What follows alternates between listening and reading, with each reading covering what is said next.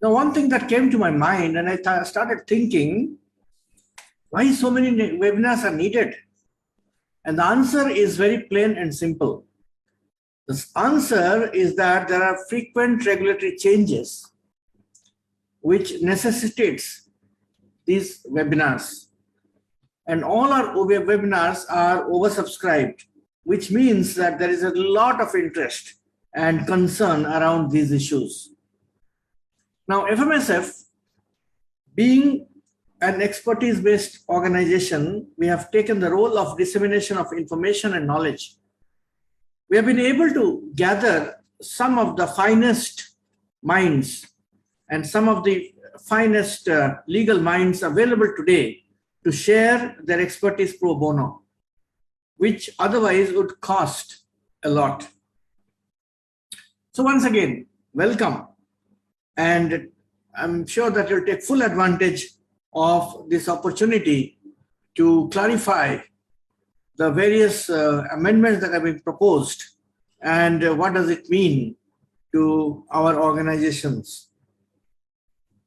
And as my colleague, Mr. Sandeep Sharma said, a number of regulatory changes are sweeping the sector in recent times. The burden of compliances have increased many folds. And those organizations who have filed, for example, for renewal under FCRA of the last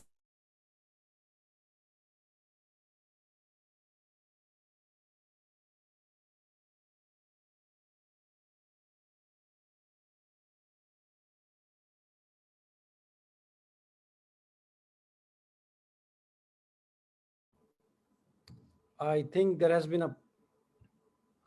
is a problem with his internet. Dr. Patra, are you with us?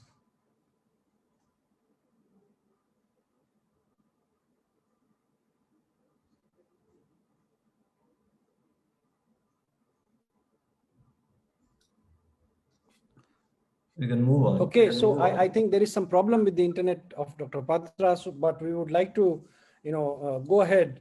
And what I would like to do now is that, invite Dr. Fogla, as I said, who's an expert on non-profit laws and authority on income tax laws as far as charity sector is concerned. So please give us a brief overview of what all has happened. And I would bring you in when we also thoroughly analyze and decode these amendments one by one. But I would like you to give us a broad overview for the interest of the participants to take an essence of what has changed. Over to you, sir. Yeah, good afternoon, everybody. Namaskar. This budget 22. Now, as Sandeep and Patra, Sanjay have already shared, we are used to amendments. We are used to amendments in the charity sector. Continuously, there are various kinds of amendments which we come across, and both under FCRA and income tax, we have been seeing various path-breaking amendments. Particularly FCRA, last year we saw the entire code was changed. And income tax, we have been seeing changes, and changes, very crucial changes in piecemeal over the years. But this year, budget 22 has come out with many changes which we have to very carefully understand will have a very long-term impact on how the charity sector works, how it is assessed, and how it is taxed. So if you see charity sector, just in the last budget, or the budget, I think 2020 budget, charity sector, basically we have three types of registration which are required under section 12A, where all kinds of charity, including religious and all types of charitable organization, can work. Then you have approvals for specific organizations which are solely educational in nature, organizations which are solely medical institutions, solely religious institutions, and other organizations which are specific specifically approved by the commissioner, and these were supposed to be special organizations which much more privileges than a normal organization registered under section 12A. Then under section 23C also we have provisions where organization without any registration, without any approval can just file return and claim exemptions.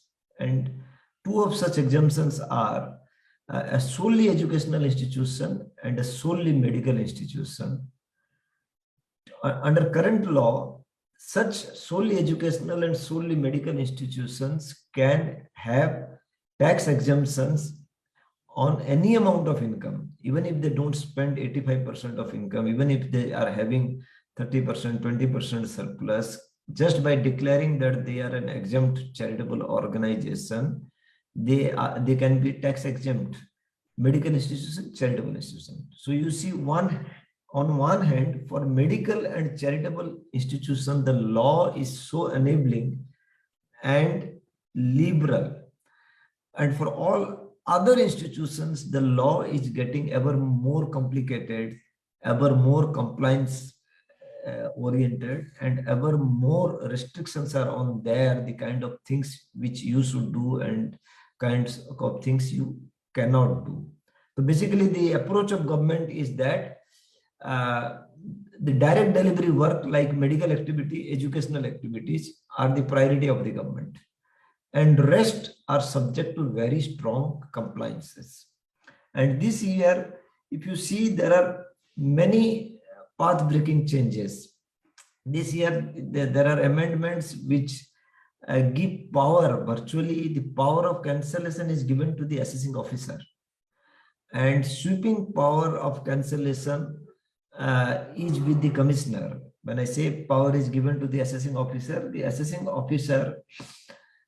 without any evidence, without any closure of assessment, can refer cancellation proceeding to the commissioner, and the commissioner has to follow the reference. Earlier, an assessing officer may write to a commissioner, but the commissioner may or may not initiate assessment proceeding. In that sense, the power of the assessing commissioner has been enhanced.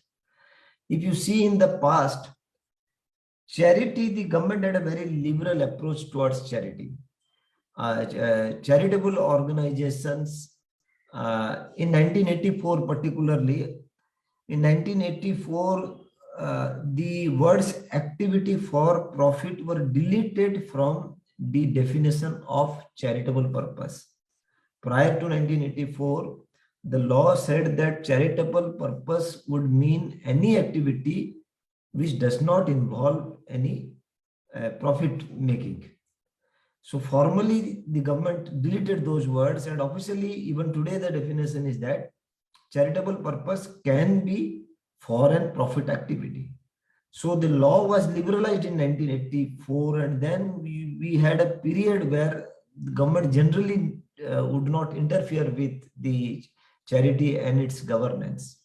But in 2008, we saw a section, provision to section 215, which said that charitable organizations cannot do commercial activity. And even today, a particular category of charitable organizations cannot do commercial activity. And this law keeps on changing. And there were cases in courts which Supreme Court, particularly in antitrust, which said that a charitable organization doing business activity will be considered as a charitable organization if all the profits from the business are plowed back for charitable purposes. So now all these issues have somehow been plugged, or laws have been passed. Charitable organizations, earlier we were not aware if a charitable organization's exemptions were denied. Exemptions were denied due to non-filing of return or giving benefit to interested persons. How a charitable organization would be taxed, whether 5 heads of income would apply or not, nobody was sure. Now there is a specific chapter, a specific section on how charitable organizations will be taxed. This budget now virtually does away with the differences between a 1023C approved organization and a 12AB registered organization. So there are so many changes, and the changes as we say that the devil is in the detail. So when we look into the act in a very meticulous manner, more and more things come out, and that is why it is very important that we should understand this on the face of it, the seemingly simple and innocuous changes which has been proposed have very far-reaching implications and may have cascading consequences on charitable organizations. There are some changes which are affirmative and enabling in nature. So I don't think that we can do justice to this year's budget, which is so important budget, without understanding the basic exact changes what has happened. So what I would propose that I will invite Suresh Kejriwal, that he will run through methodically the various sections and the related provisions and the issue arising out of it, and maybe what are the controversies, and whether some of the provisions we believe are not sustainable. There could be constitutional questions. Some are amendments are very vague in the sense that the conditions of registration can be a reason for cancellation, but what are the conditions of registration? And that there are so many issues, and because a cancellation proceeding is now can be done for various regions, including at the level of AO, at the level of CIT, and also level of the CBDT, Central Artificial Intelligence. So many things are there. So let us go through the entire session and the entire changes methodically, and as we go along, because the changes are complex, we will keep on addressing the controversies and debatable issues after each amendment discussion. And I would request Sandeep, through chat box, if he finds certain questions which pertain to our discussion, which we have discussed in the PPT, at that juncture he can bring as we go along. And I would request all the participants also to keep on raising their questions and issues in the chat box, and we will try to make most of these 2 hours and try to understand the real implications of this budget 22. Suresh ji. Thank you, Dr. Fogla. I think that gives a good start to what is going to come. It gives a good sense of what is going to come in this afternoon. This afternoon, what we are going to discuss, as you said, it is very complex and needs a bit by bit understanding of it. But before we do that, I think we lost Dr. Patra. You're sharing his views, and I think it is important to hear what he has to say as he comes from the sector. And I would like to give this time to him briefly, Dr. Patra, because we lost you. We don't want to miss you. Can you please take over? So basically what I was trying to say, I think my colleague Dr. Fogla has already kind of given a preamble to what is going to come, and that is more or less what I was trying to say, is that this budget has introduced a number of changes. This would impact the charitable and religious organizations. And while some of them may not be very significant and procedural in nature, but there are some which are very substantial. And of course, we'll get into it bit by bit. However, there are some concerns around the possibility of powers which can be abused or misused. If we look at the changes that has happened with the law enforcing authorities, and also at the same time, there are certain unclarity of terminology. I think those are matters of grave concern, For example, one of the conditions which can lead to cancellation of registration is activities carried on are not genuine. Now, who will decide genuineness of activities? What are the parameters to determine genuineness and not or not? On the other, even incidental business is another where the incidentality itself has undergone a lot of various interpretations, and there are examples of that with what is incidental and what is not. The power to initiate cancellations is now given given while the assessment proceedings are on. I mean, it is really scary. Even before the assessment has reached finality, the initiating cancellation proceedings can happen. And this has got another area which is very high potential for misuse. So the vulnerability of the organizations have gone up with these proposals, with some of these amendments that have been proposed. And so while it will be debated whether it will be passed in the same way or not, it needs to be seen. But the message is very loud and clear that every organization has to be extremely cautious about the compliance framework. And that is what I wanted to share with you as we begin. Over to Sandeep.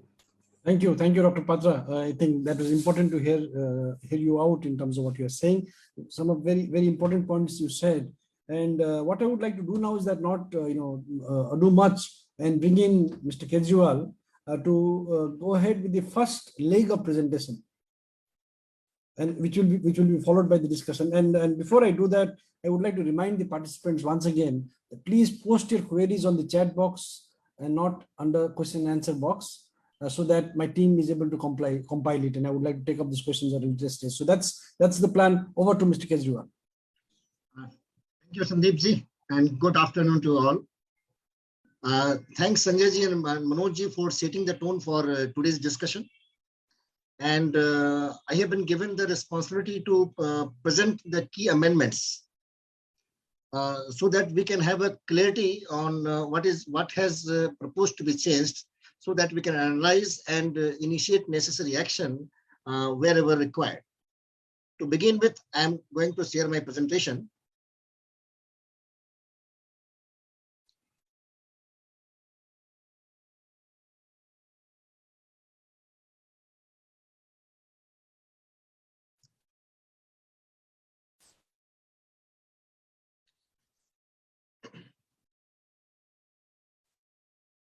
So basically,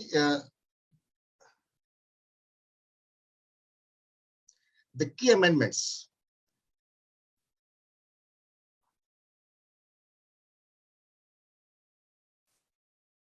The key amendments can be bifurcated into 5 different slots or groups or blocks.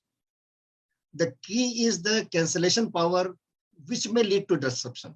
I will go detail why I am saying so. And this has given, the proposed power has been given by amending the existing section 12, 84, and 5. The second block of amendment is bringing consistency into regime. As we know, one mode of exemption is 1023C, and another mode of exemption is section 12AB.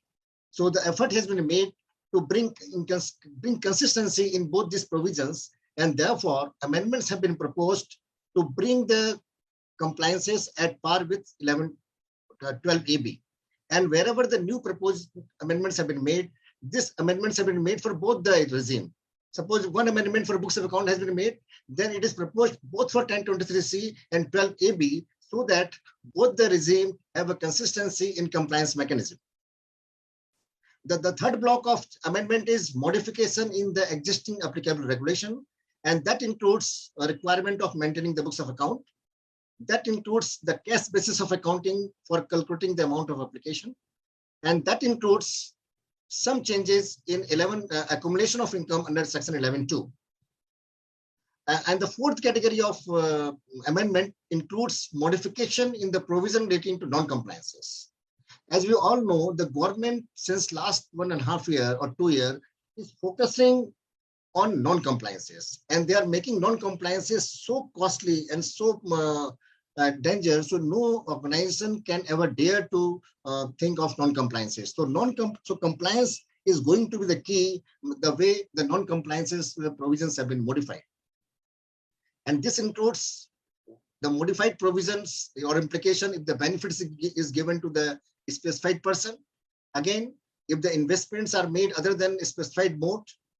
Again, there was separate and special provision for computing income on specified non-compliances by inserting a new section 1310. And they've also given a special rate of tax for the income which have resulted through non-compliances and which are not available for application. And the fifth category of amendments includes other amendments, and this includes the treatment of voluntary contribution for renovation and repairs of religious places notified under section 80G2B, and the amendment in section 272A, where the penalties of late filing of return has increased from ₹100 per day to ₹500 per day. Now, the first amendment is the provision for cancellation of registration or approval. Why we have brought this as a first amendment to discuss? Because earlier, though this provision was there in the stated book, but we were not very much affected because of these provisions, because the situations for cancellations were very, very few, like non-genuineness of the activity and like those clauses, and we have no reason to fear that this cancellation provisions can be applicable to us. At the same time, we should remember that there is insertion of section 115 TD since last 4 or 5 years, where if the registration has been cancelled, the implication is we have to pay tax at maximum marginal rate on the market value of all the assets in our balance sheet. So the cancellation has very, very costly for the NGO. And that's why we have to hear very carefully what are the changes being made for cancellation of registration or approval. So the cancellation reasons were very few in the existing proposal, but now they have defined or specified the specified violations on the basis of which the cancellation proceedings can be initiated.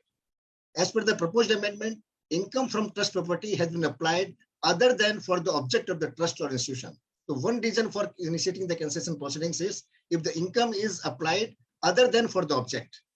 Previously, it was activities are not carried out in accordance with the object. So now this proposed amendment has made it very wide, and they are saying if you are applying other than for your object, the cancellation proceedings may follow.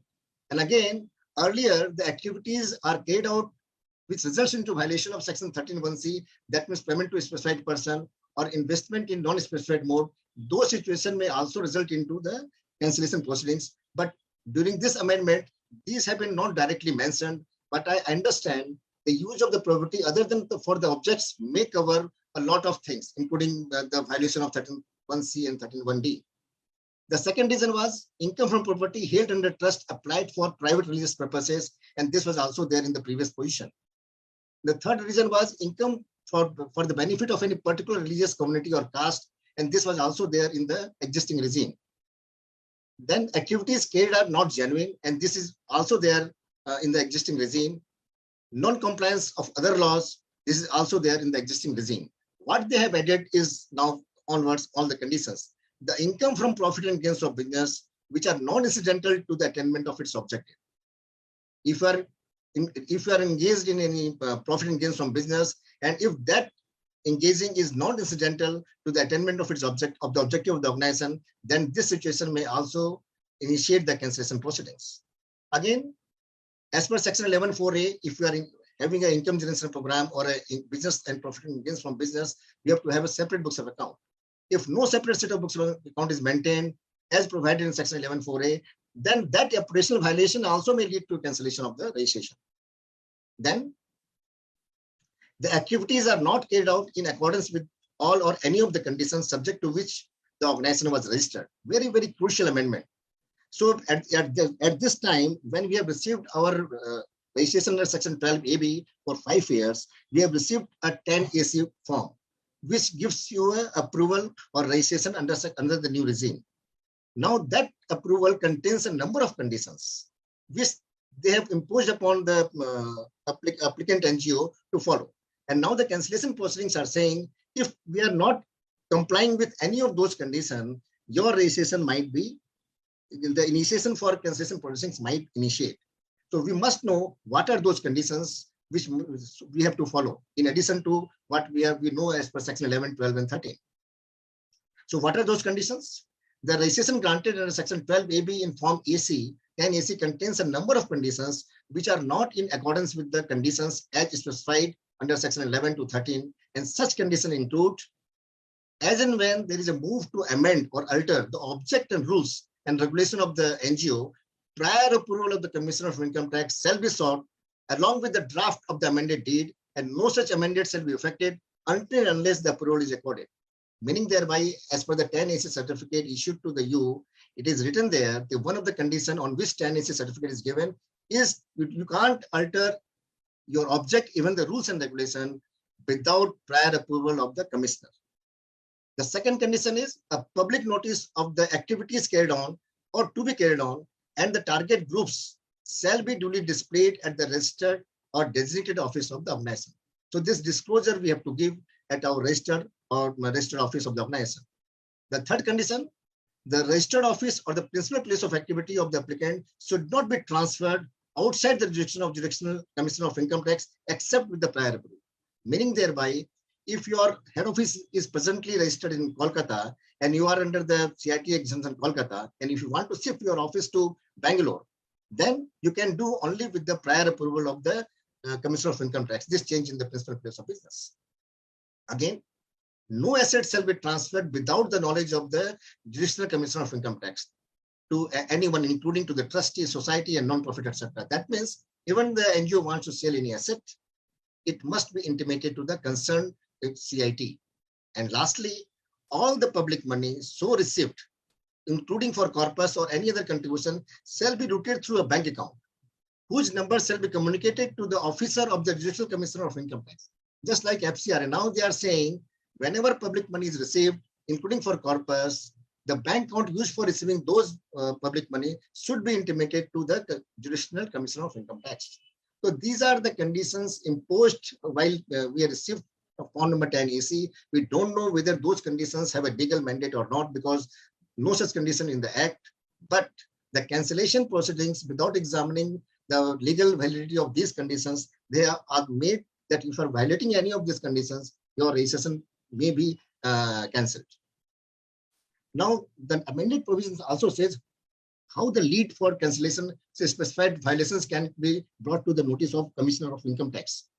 They are saying the PCIT or PC can receive reference from the assessing officer under the second provision of section 143.3. That means at the time of making assessment, if the assessing officer has noticed any specified violation, as we have discussed just before the slide, then he can refer the matter to the commissioner for initiating the cancellation proceedings.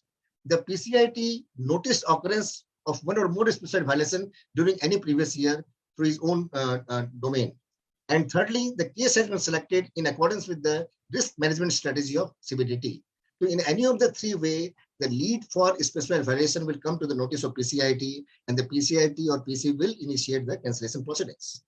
Now the proposed section 143, what it says that where the assessing officer is satisfied that any of the specified violation has been committed by the trust or institution, he shall send a reference to the PCIT to withdraw the approval or registration, and no order making assessment shall be made without giving effect to the order passed by the PCIT or commissioner.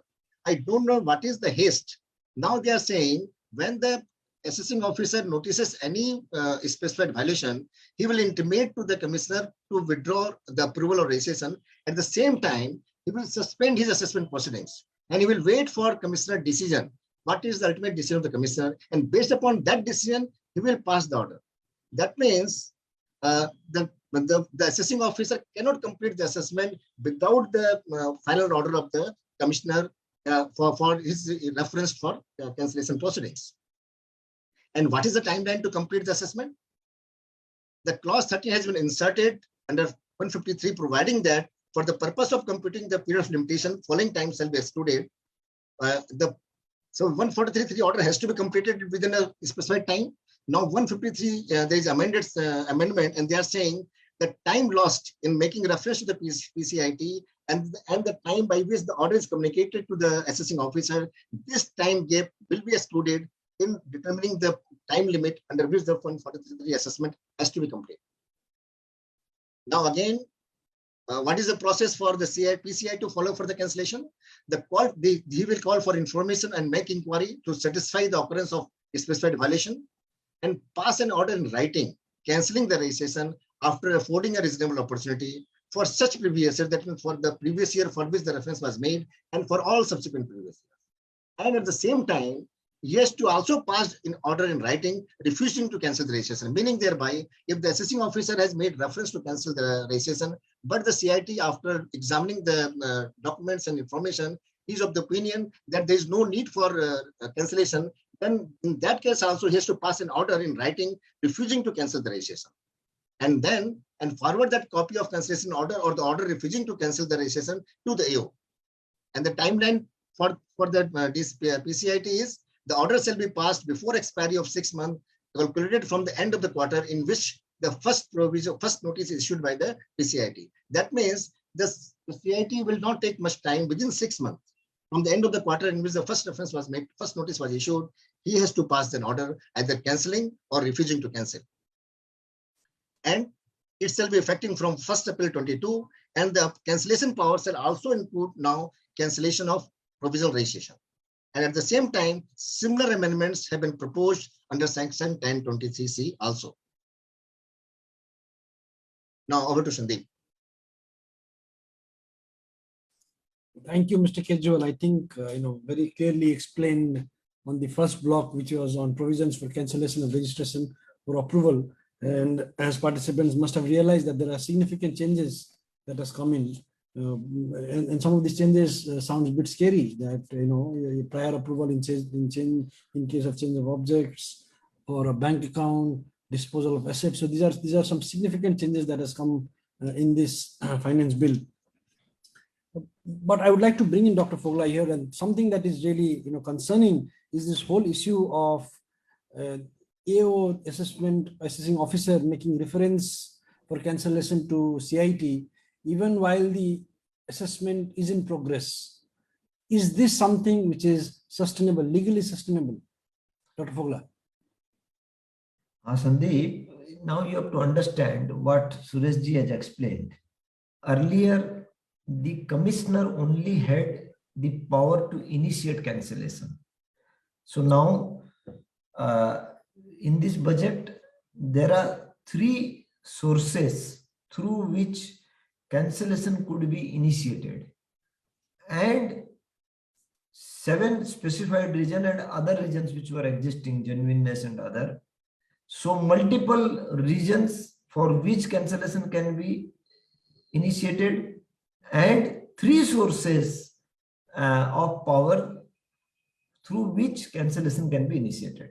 What are those 3 sources? One, the AO during the assessment can say that I am not satisfied with this organization, and ask his commissioner that you initiate cancellation proceeding. So now the AO, though it is referring, it is kind of a direction from the AO to the CIT, because the AO refers the CIT has to pass an order. So basically AO becomes a superior to the CIT for this particular purpose. And the irony is that AO before concluding the assessment, because once the AO can conclude anything against an organization, he has to pass an order. Apparently, during the assessment proceeding, the AO is finding something wrong with the organization. That means prior to the assessing proceeding, the AO did not have any finding. And during the proceeding, if he is having some finding, then without closing those findings, without giving a show cause, without opportunity of being heard, and without finalizing the assessment, the CIT can initiate cancellation proceeding. That means if you see under FCRA, we also, you file return, the department has a kind of assessment process, not like income tax, but you can receive questions. Then the department, in some cases, they may initiate an audit. Audit also can be initiated at 2 levels. Then subsequent to audit, the organization's account could be suspended. And the suspension finding may lead to a cancellation proceeding. Here, not even an order, just the belief of an assessing officer can result in a cancellation proceeding. This is quite a serious amendment. We hope that it is addressed while the finalizing of the budget before it is passed. The other part is that a cancellation proceeding can be initiated based on sampling or artificial intelligence. The CBDT as a part of its strategic risk mitigation. How can a cancellation, how can a person be tried for murder under a risk mitigation strategy? So it is like that under a risk mitigation strategy, you will get a notice that your registration, why it will not be cancelled within 6 months, either it is cancelled or it remains. So that also through sampling and routine assessment can be made. A cancellation is something which pre-requires existence of evidence and findings on record. Then only cancellation can happen. So these are 2 things which I don't think are sustainable, maybe constitutionally and also not sustainable. They probably will be challenged. But this is the state you can initiate, and the CIT has to on the reference of you do cancellation proceeding.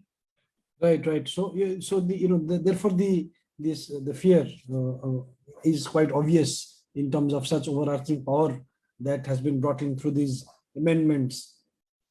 One thing that Mr. Kejriwal was talking about was this, additional conditions at the time of registration. So what I would like to ask is that can CIT impose additional conditions at the time of registration and conditions which are not specified by law? And can they be a reason for cancellation?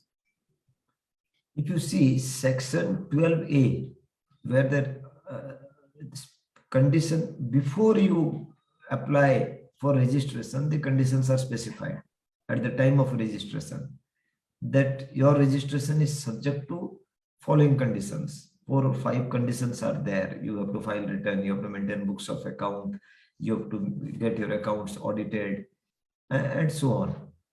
Now section 11, 12, 13, all are conditions. All are conditions of registration. You have to apply 85%, because if you are a school below 5 crore rupees, there are no conditions.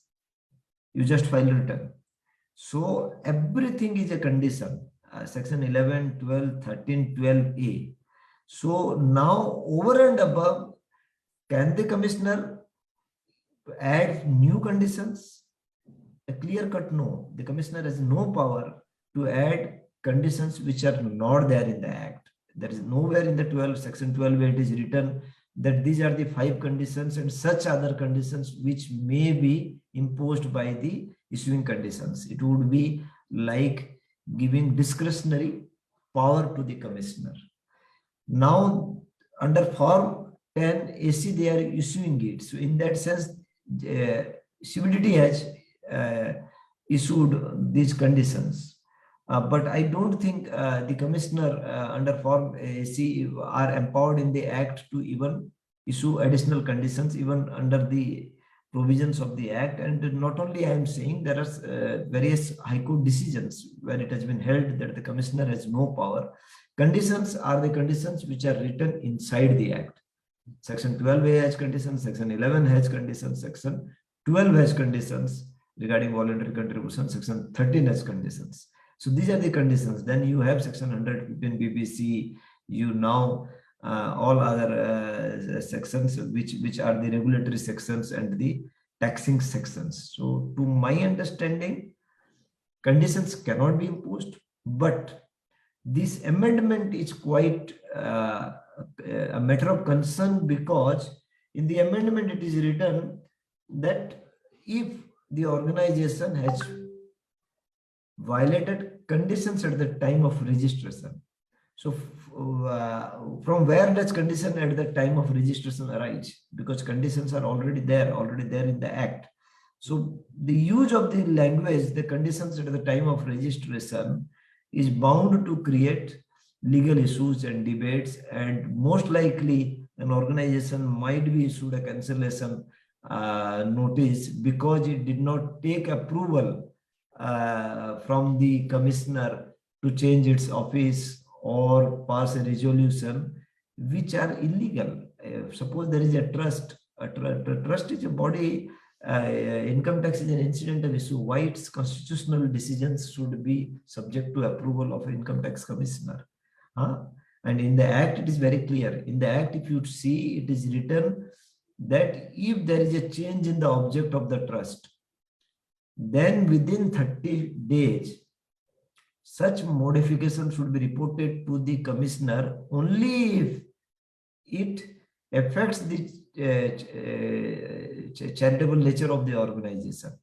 So if the changes are consistent with the charitable nature of the organization, even informing the commissioner is not required within 30 days. But at the time of registration, the conditions put are totally in contradiction with the Act. So to my mind, these are not sustainable. But after the amendment, there would be legal controversies, there would be writ petitions, we don't know, but we are hopeful that this will be suitably corrected before it is passed. Right. Thank you for that clarification. Quite helpful. There are a couple of questions on this first block that has been, presented right now, and I would like to take those up. But before I do that, I think Dr. Patra touched upon this issue, and even you spoke while you were giving an introduction about this whole issue about incidentality and non-incidentality. So, under what circumstances the business should be treated as non-incidental? Earlier, we used to understand incidental business activity. Now, this is the first time that it talks about non-incidentality.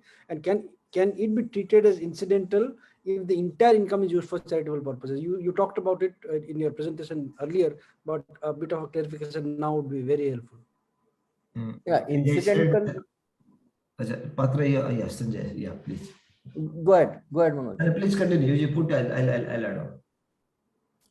Yeah, no, what I was saying is that, charity will do charity, and that is the spirit in which the laws are formulated.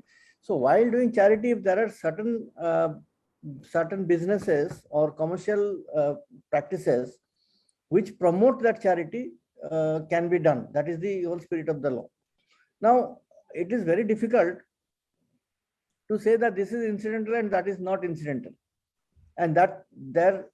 So there only the challenge is, because if some incidental business activity which was going on for a few years, and suddenly now they say that it's not incidental anymore, and therefore it will challenge your tax exempt status, I think that will become a major risk to the non-profits.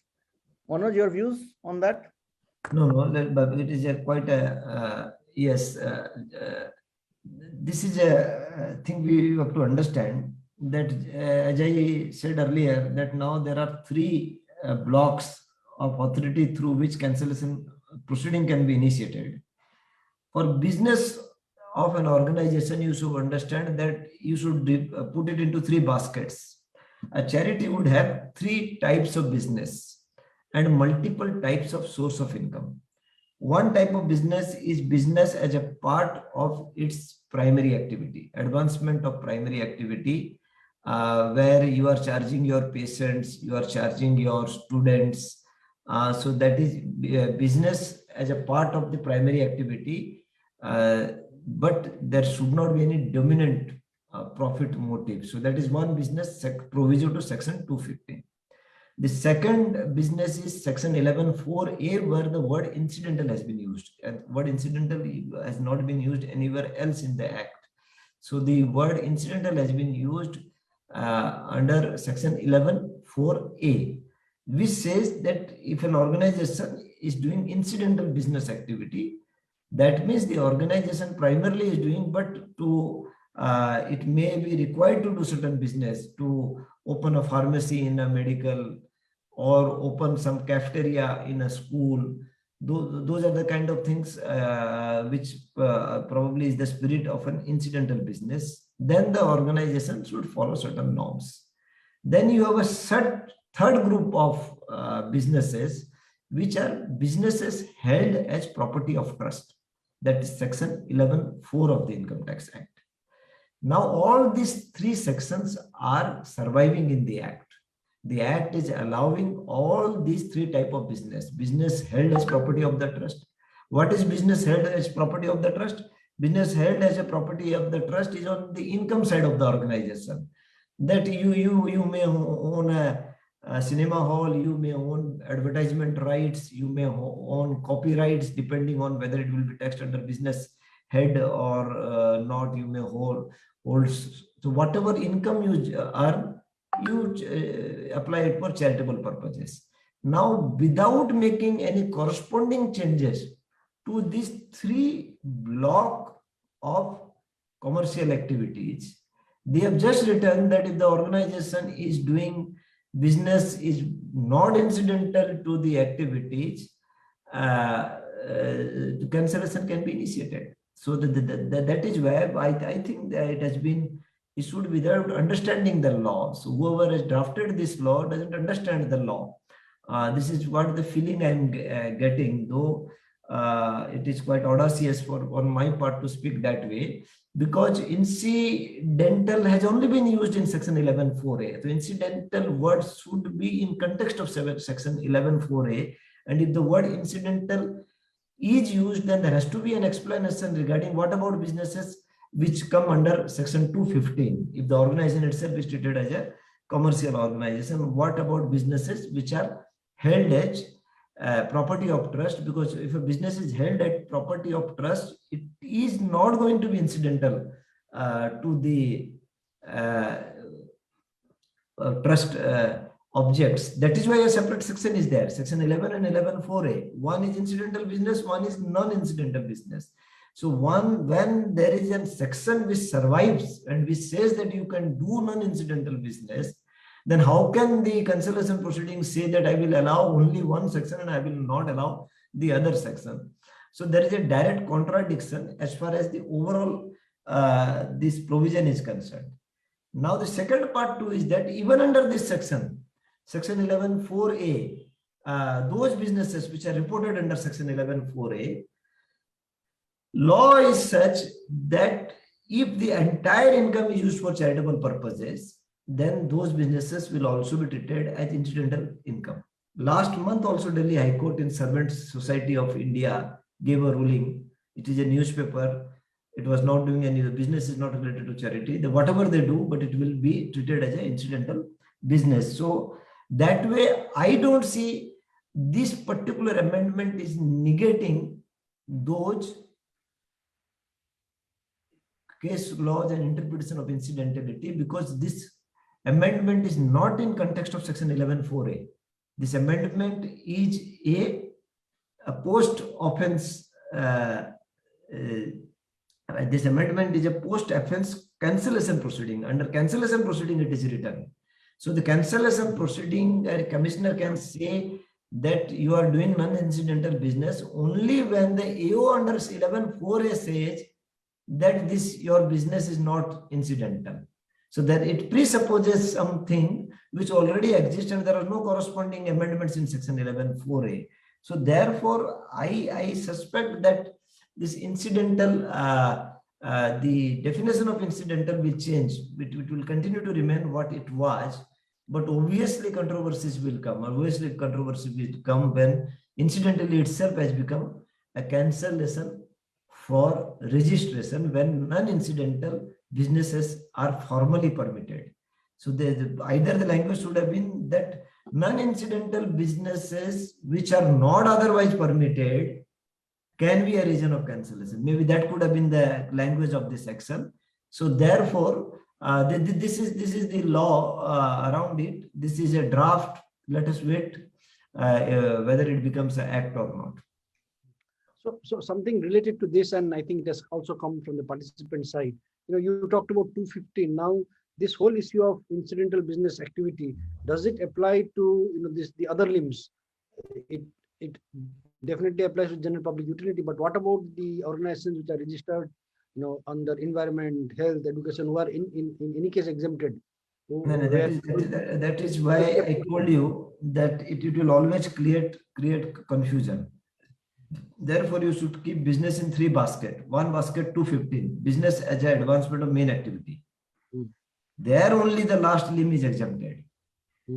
And for incidental and 11.4, it will apply to everybody. Right.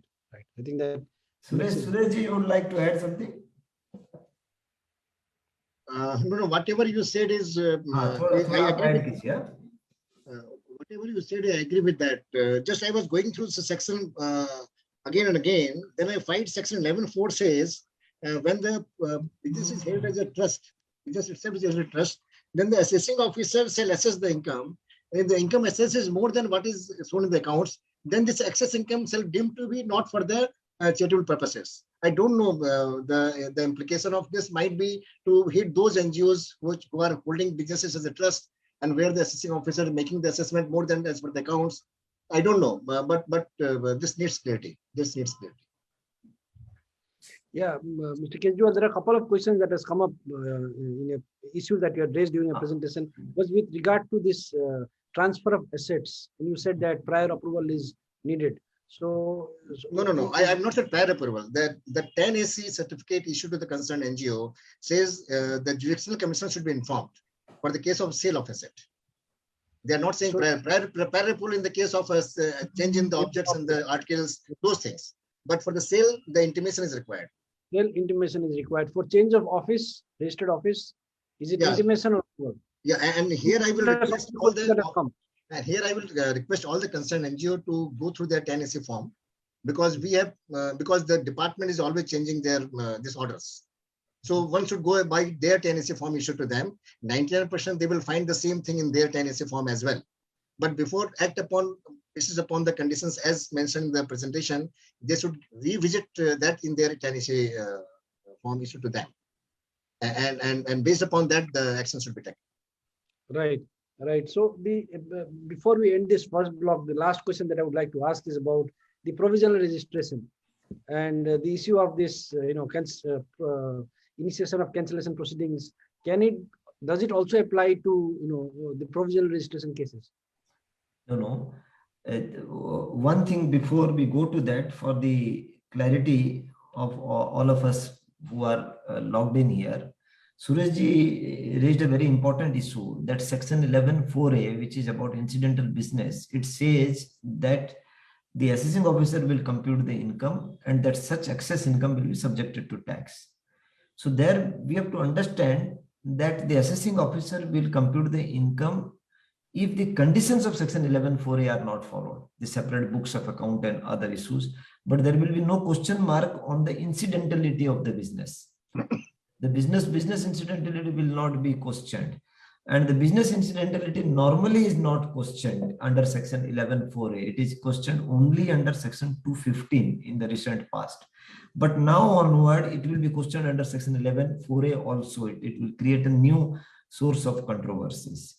Now coming back to the other questions on provisional registration, this same power have been added to organization provisionally registered in that. So in toto, everything will apply to provisionally registered organization also, and in some sense it brings equity, because provisionally registered organization also have the same set of privileges in terms of tax exemptions, ATG exemptions, and all the other things. So the entire set of law, including cancellation power, which was not earlier there, has been added to provisional organization.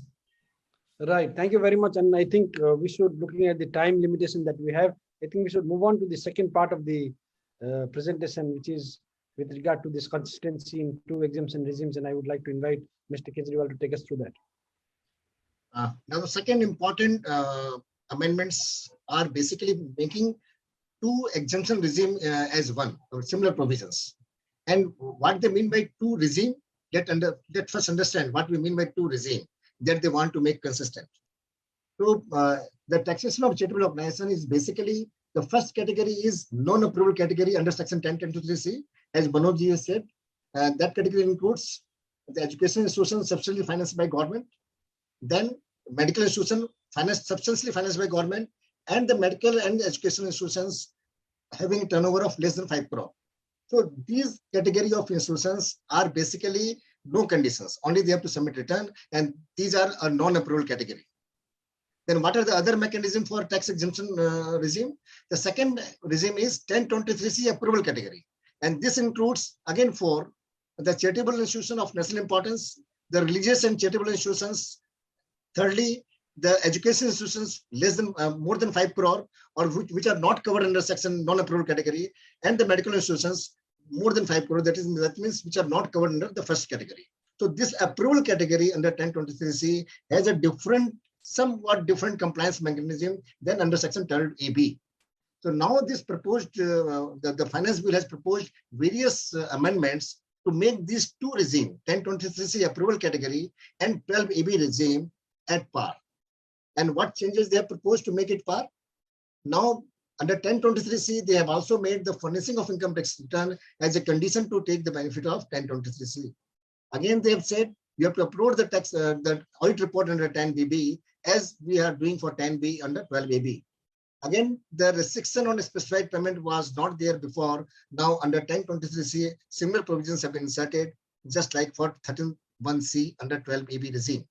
And accumulation provision under section 11(2) with the 5-year accumulation, though there was a provision for accumulation under 1023C, but how does accumulation should be applied, whether the fund is to be invested separately or not, those conditions were not there. Now the similar conditions in line with section 11(2) and 11(3) have been inserted in section 1023C.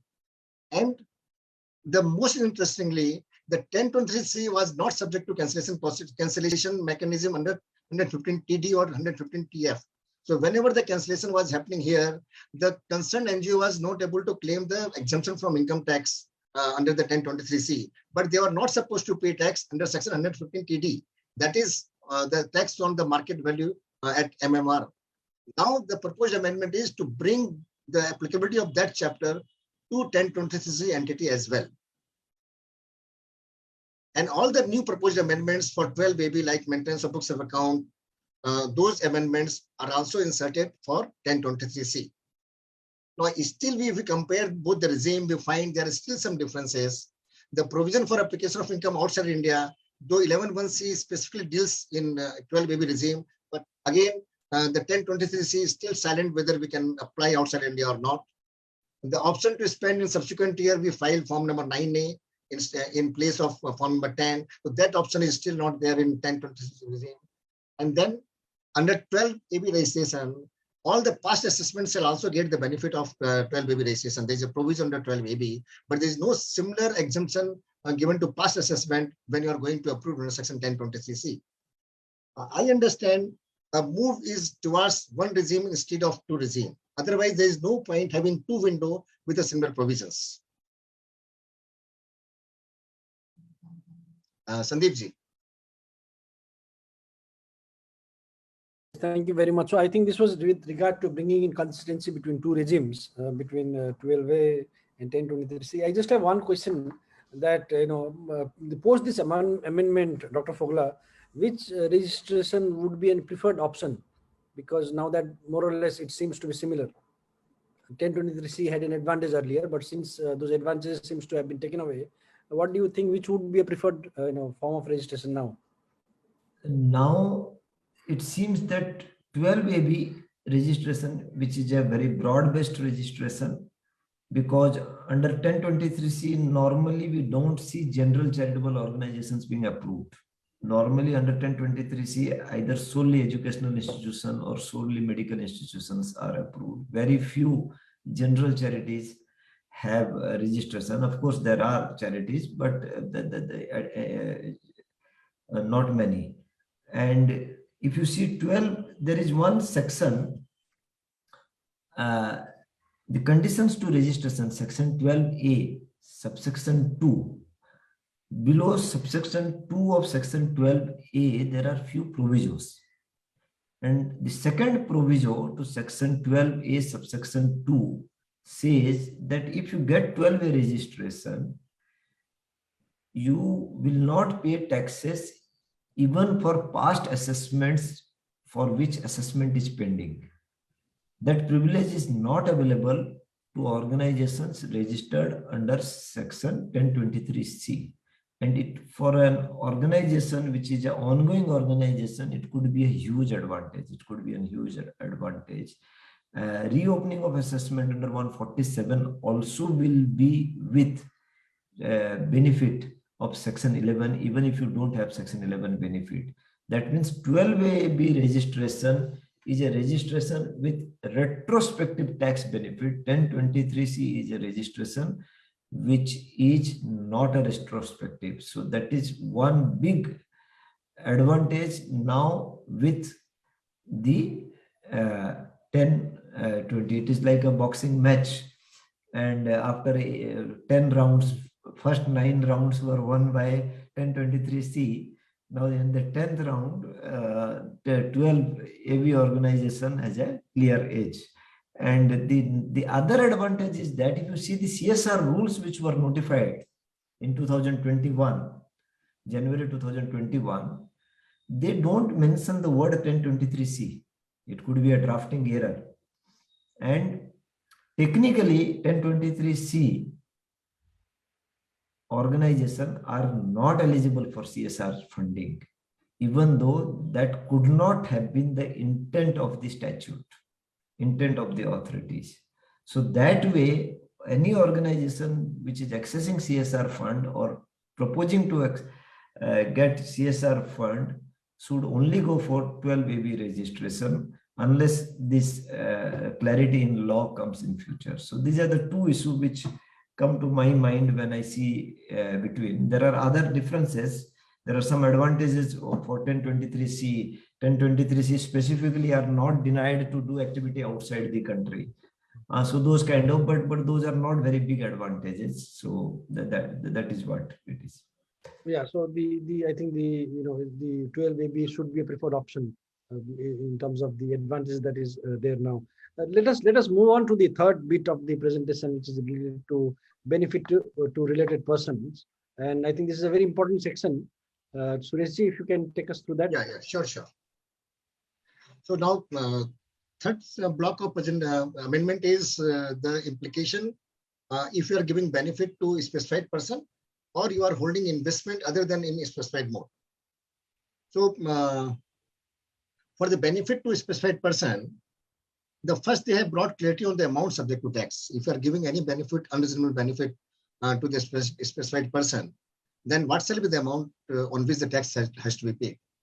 So section 13(1)(c) deals with the implication on providing unreasonable benefit to a specified person. It is to be noted that the word used is benefit. So what benefit means what is not due to that person. So suppose the trustee is employed as a staff or as in a particular to perform a job, and he is paying what is due to him, then that will not come under the term benefit. The benefit is it is paying him more than what he deserves or what his services given is deserved. So basically 13(1)(c) deals with the implication on providing unreasonable benefit to a specified person. Presently, providing unreasonable benefit shall result into withdrawal of applicability of section 11(12), but there was no clarity on the amount of income which shall be subject to penal taxation for such violation. The proposed amendment has brought certainty by providing that the amount applied as unreasonable benefit shall be the deemed income for the purpose of this section. Meaning thereby, if the total amount applied as unreasonable benefits, let's say for example 1 lakh, then rupees 1 lakh shall be subject to tax for the violation of section 13(1)(c) as the amount for which the tax has to be paid. Now again, the second amendment is they have proposed a new rate for this type of violation. And they have inserted section 115 BBI, and which says for such type of violation, including 13(1)(c) violation, the tax rate shall be 30%, not as per your AOP rate. You are getting basic exemption limit. No, for such violation and other violations also, the tax rate shall be 30%. So first amendment is certainty on the amount. The second is the tax rate on which you have to pay tax. The third new amendment is the penalty. If you are giving a unreasonable benefit to the specified person, then a new section has been inserted, 271 AAE, and which says if the NGO is found to give the benefit to the specified person, then 100% the amount in the first year as a penalty, And if in the subsequent year also the same violation continues, then the 200% of the amount paid to the as a benefit to the specified person. Meaning thereby, not only tax you have to pay as a rate of 30%, you have to pay 100% by way of a penalty if the default is only one time. If the default is repeated, then for the second default, you have to pay 200% of the amount in question. Again, this can also be the possibility for cancellation, because the proposed amendment we already discussed includes where the income derived from property has been applied other than for the object of the trust. So the AO might think that this excess amount may not have been used for the object, it has been used otherwise than the object, and then he can also initiate the cancellation proceedings as well. So the payment to specified person, the amount has been clarified, brings certainty, the tax rate has become 30%, penalty under 271A has been defined 100% and 200%, and this can also be a reason for cancellation. And the similar provisions and amendments are proposed under section 1023C approved cases as well. Now the second is amendment in section 13(1)(d). We all know we have to make investment under section 11(5). What is specified in section 11(5)? And we are not making investment as per section 11(5). Section 13(1)(d) deals with the implication. Now the proposed amendment under section 13(1)(d) also brought the certainty. Now it says that if there is a violation under section 13(1)(d), the income subject to tax shall be the amount deposited or invested in violation of section 11(5). Meaning thereby, if you invested 10 lakhs of rupees other than in a specified mode, then you have to, then the 10 lakhs shall be subject to violation under section 13(1)(d) and shall be subject to tax, and that again 115B shall apply, and it shall be put to tax at 30%. Interestingly, earlier the existing provision, the violation of section 13(1)(d) was included directly as a part of cancellation reason. But as we already discussed, this subsection was not directly included as a part of cancellation reason. But I understand the first reason that the income applied for other than the object may include this provision as well, because you have applied the property of the trust on a non-specified mode. So these are the two amendment under section 13(1)(d). Over to Sandeep.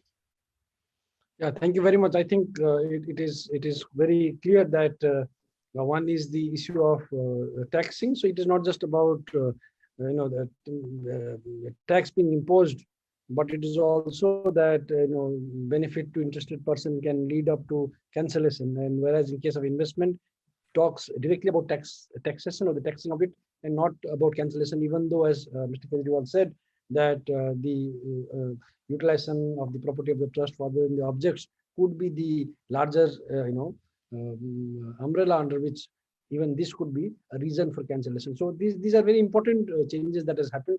In some sense, it seems to be quite reasonable in a sense that it talks about taxing only that portion that has been applied or for use for such purposes. But for the benefit of the participants, I see some questions which has come on this issue. I think what would be interesting to understand first is that what is the meaning of benefits to related person? I think that itself needs to be unraveled a bit. Dr. Fogla, can you help us on that?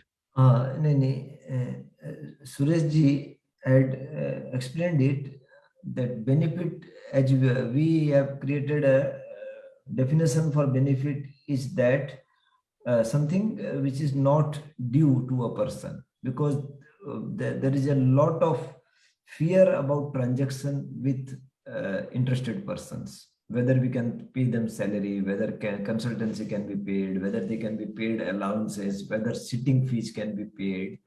So I must tell you that the income tax law in fact is very enabling, and it allows all kinds of payments, whether salary, whether consultancy, anything to the board members, trustees. A trustee can be employee, a trustee can be a consultant.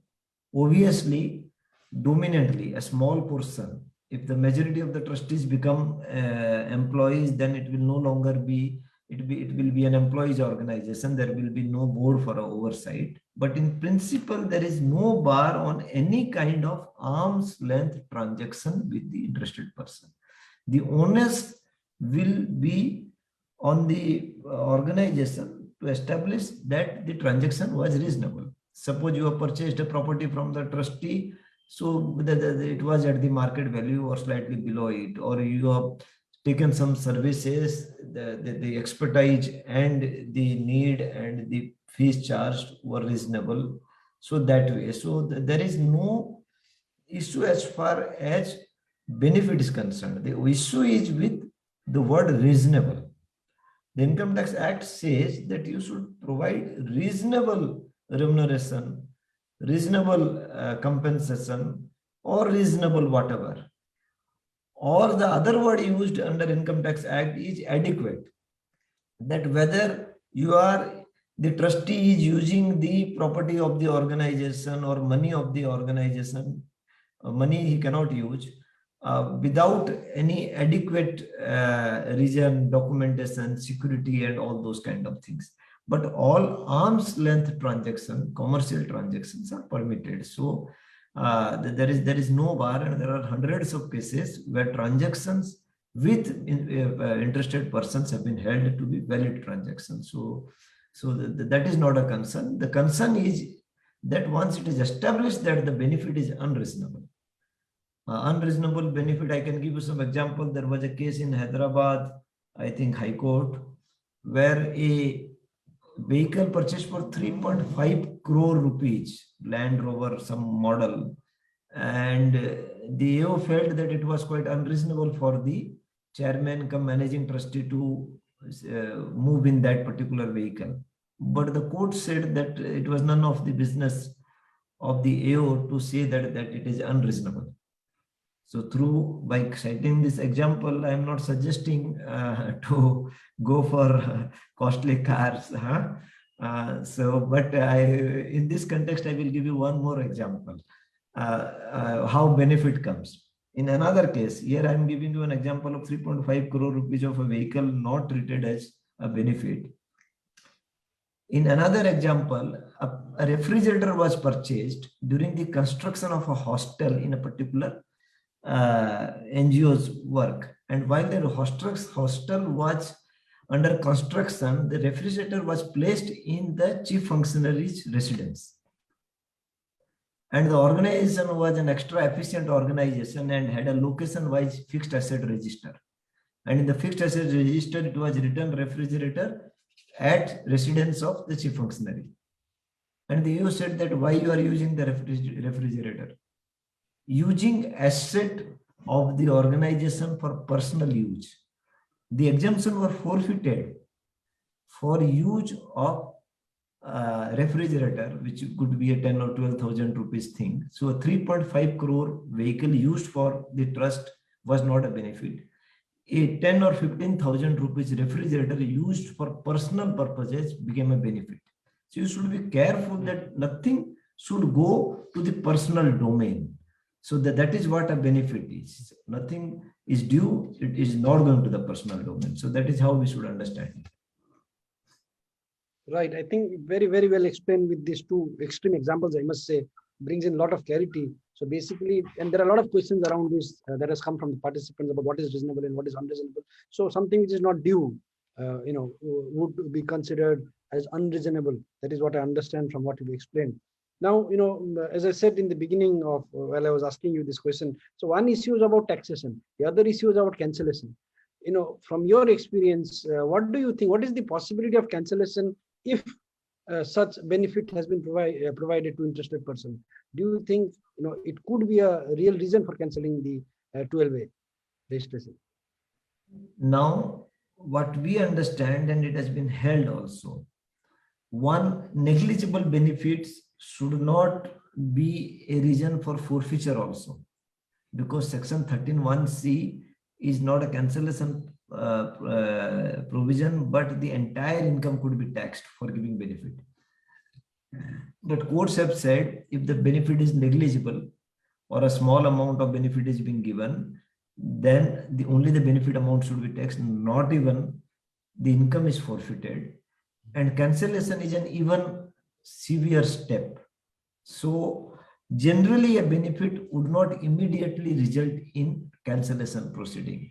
That the amount, as Suresh ji explained, would be taxed if it is a benefit. But a continuous benefit or the benefit is such that it results in a question that the organization is not genuine, then this even one offense can be a reason of cancellation. So it is a fact and circumstances based issue. We cannot just say so, and the commissioner would have the discretionary power to initiate cancellation proceeding in fitting cases. In any case, there will be an opportunity of being heard.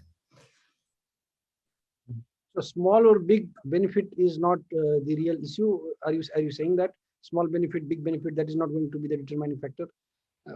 Because in the example that you stated earlier, you said, whether it is being used for personal purpose was a clinching issue with regard to the refrigerator example that you said.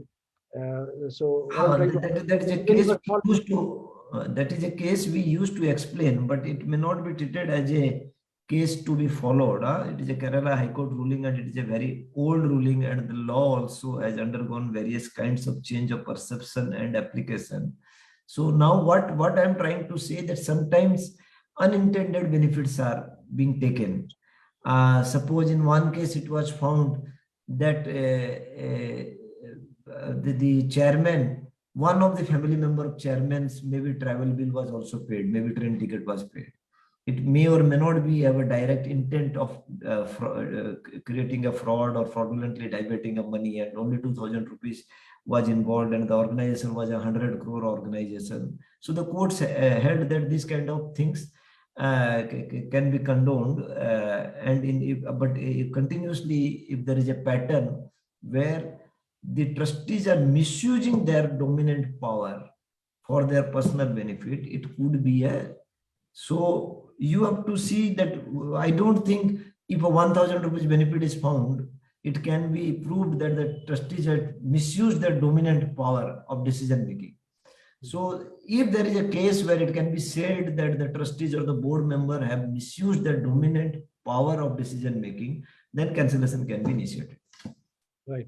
So let us now move on to 13(1)(d). We were talking about 13(1)(c). What I was trying to ask is that what shall be the implication if the violation of investment is noticed in subsequent years, much after the year in which investment was actually made? In such cases, what will happen?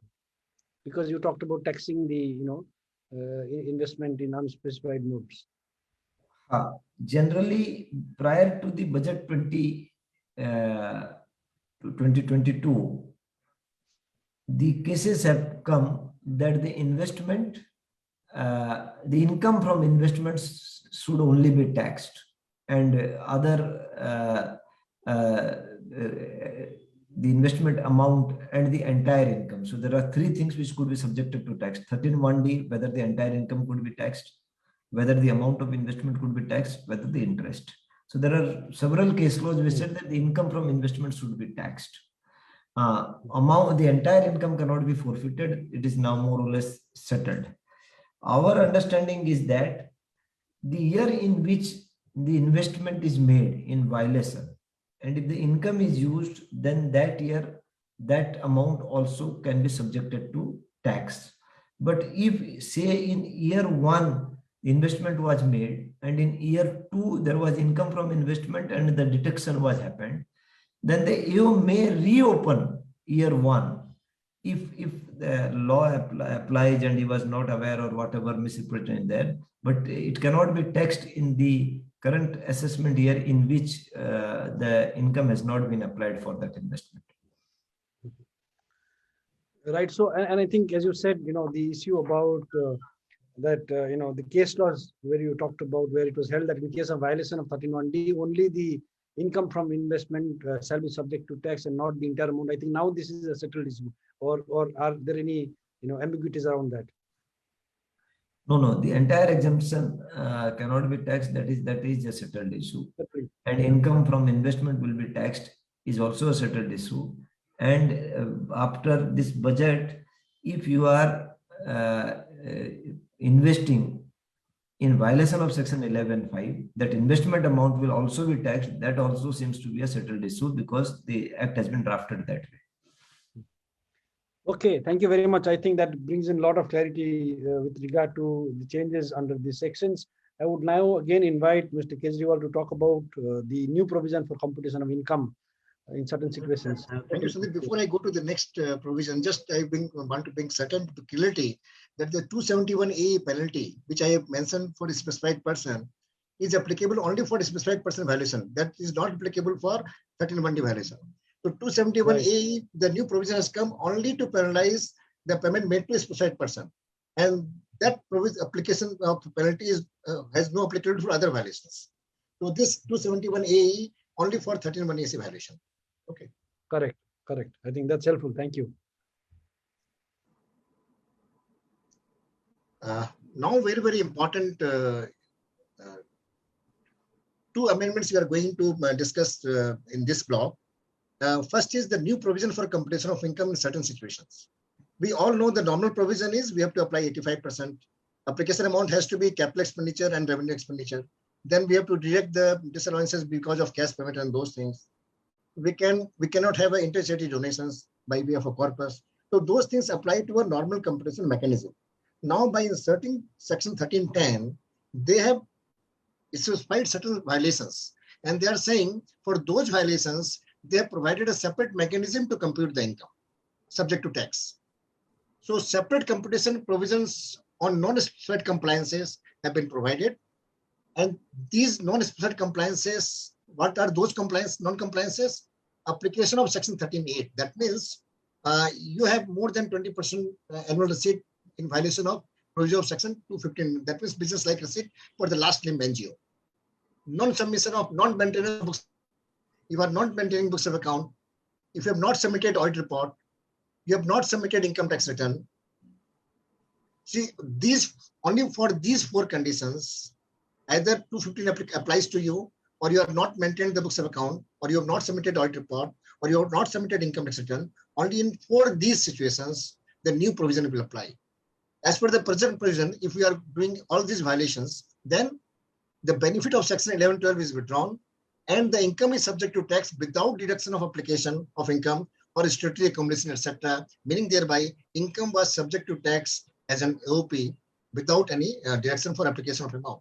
Now the new provision, I think it is a beneficial provision and good for the NGO in case there is a violation, that the income chargeable to tax shall be computed after allowing the deduction for expenditure. They are saying you can compute your income after allowing the expenditure other than capital expenditure incurred in India for the object.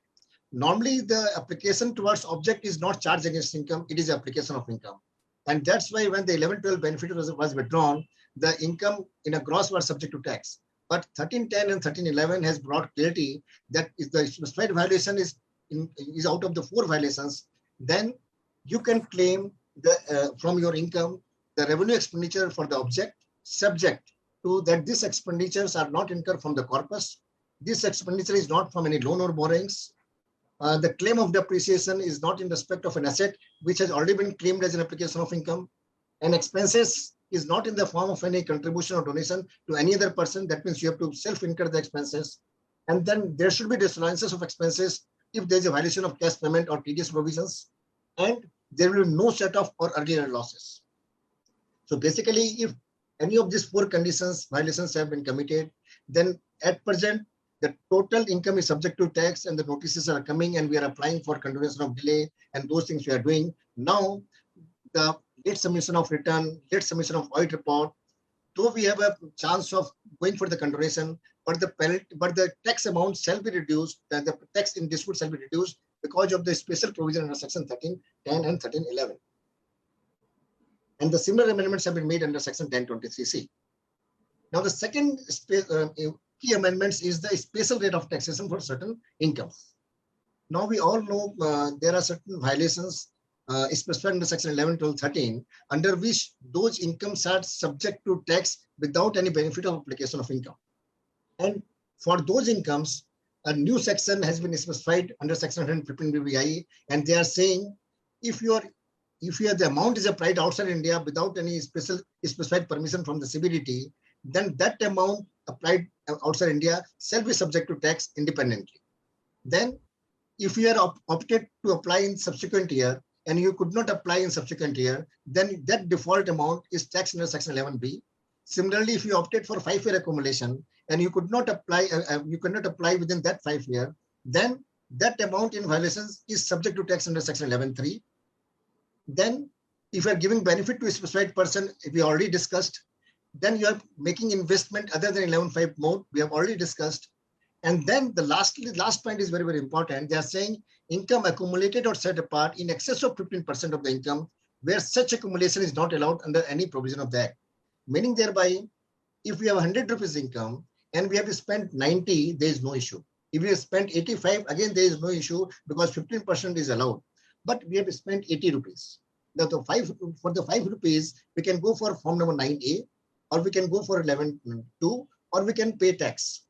Presently, for the smaller amount, suppose the total shortfall below 25% comes to 1 lakh, 1,10,000 or 50,000, as this covers under exemption limit, we, without claiming 9 and 11.2, we just file the return with the taxable income. And this will not result in any tax liability because as an AOP, we are getting the exemption limit of 2.5 lakhs. Now they are saying if your shortfall is more than 15%, then the excess accumulation shall be subject to tax under newly inserted section 115 BBI. And this section, what this section says, the income tax shall be at the rate of 30% on the aggregate of specified income, and the balance income shall be as per the normal AOP status. And again, they are saying for computing those income, no expenditure allowance shall be allowed while computing the specified income, as we have already discussed. So these are again the new provisions, new tax rate for the specified violations, where the tax should be 30% instead of presently as an AOP. And again, no expenditure, no allowances shall be deducted while computing that income. Sandeep. Thank you. I get a sense that this is quite a welcoming provision in terms of what is there. Before I ask you some specific question on this particular amendment on section. Yes. Dr. Fogla, are you there? Yes.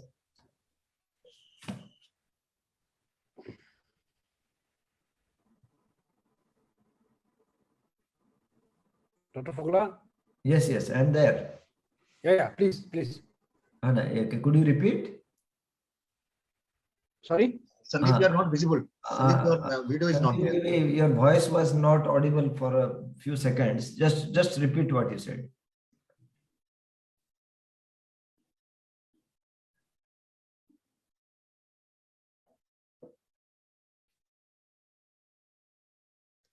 It seems that we now have lost Sandeep.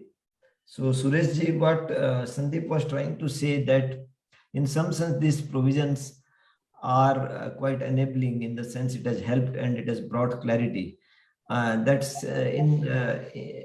is, if you see, this section actually have brought clarity. Many organizations were suffering because charitable organizations, these two sections, one particularly section 1310. Section 1310 is a very landmark section in one sense. It has given a very big declaration and a big privilege, a big takeaway. We have been talking against this, though it is a taxing section. If you see, section 1310 says that even if 12A benefits are not available, all expenditures which were permissible under section 11.1, all application of fund will be allowed as expenditure, and only the difference amount will be taxed. Mind you, without 12A registration, application was never allowed. There was a lot of debate. That there is a Delhi High Court decision where the High Court said that charitable organization, even if they are taxed under section 57, under income from other sources, they cannot be taxed like gift. For in case of an individual or other institution, if they receive a gift, we tax the gross amount of the gift. But in case of charitable organization, there is no gift. The charitable organization receives nothing for itself. Therefore, even without 12A registration, a charitable organization is entitled for all the expenditure made for charitable purposes. Earlier, it was not being allowed. There are so many cases. If you don't have 12A registration, your gross amount will be subjected to tax. Now, by bringing section 10, at least it is very clear that whether you have 12-way registration or you don't have 12-way registration, your entire expenditure will be available as application. So therefore, organization will be taxed only if they are having surplus. So if an organization plans that it will apply the entire income during the year, it doesn't need 12-way registration, because the law now allows that even without 12-way registration, even without 12-way benefit, though it is under section 1310, where the 12-way benefits are withdrawn, but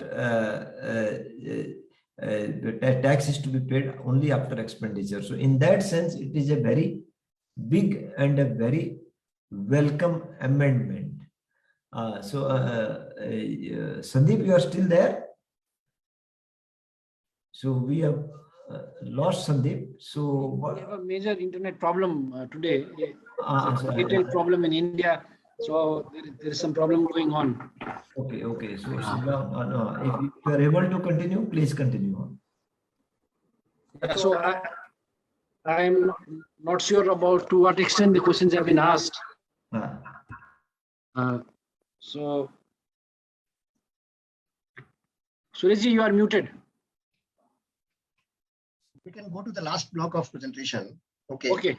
And then we take up the issues. That can be one option. Yeah. Let us do that. Okay.